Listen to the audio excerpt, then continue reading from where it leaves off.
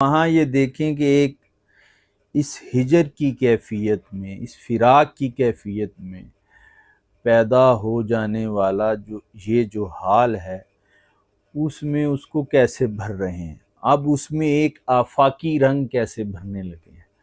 वहाँ वो देखें कि आलम बाला से, आलम कबीर से कैसी एक तस्वीर उतार के लाते हैं। वो दिखाते हैं कि इस तस्वीर में देखो कि अपना हिजर जो है वो आफाकियत में और आफाकी रंग में कैसा है। तो अब उसके लिए जो इस्तिआरा और तशबीह और इस तमाम चीज़ों का वो इस्तेमाल करते हैं, इंतहाई उरूजी हालत में करते हैं, इंतहाई कमाल की हालत में करते हैं। तो फरमाते हैं, बारीक शुदस्त अज़ गमे ऊ माहे फलक नेज़, बारीक शुदस्त अज़ गमे ऊ माहे फलक नेज़, ज़ुहराए बा बहराए सैयारे माको। फरमाते हैं कि चांद भी उसके हिजर की वजह से कमज़ोर पड़ चुका है, नातवा हो चुका है। वहाँ वो एक कमज़ोरी की हालत में है।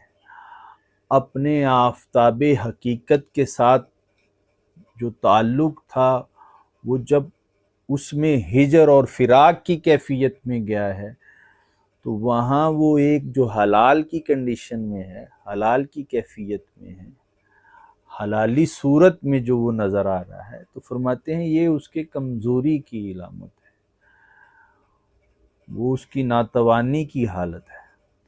तो फरमा रहे हैं कि अब वो अपने हिजर की इस सूरत में, अपने हिजर के इस हालत में अब क्या है, चाह क्या रहा है, ज़ुहराए बा बहराए सैयारे माँ,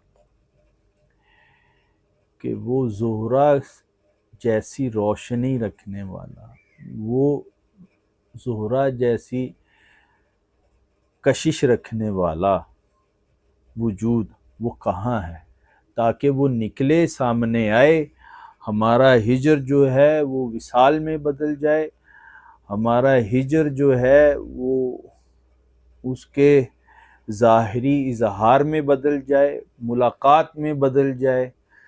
तो अब फरमाते हैं वो कहाँ है।